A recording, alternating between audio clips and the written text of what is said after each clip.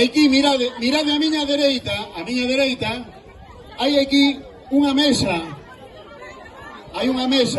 con unhos aparatos, unhos ordenadores, que son os que controlan a carreira, o desenvolver da competición. Ese home que está aí de peto roxo é o xefe de carreira.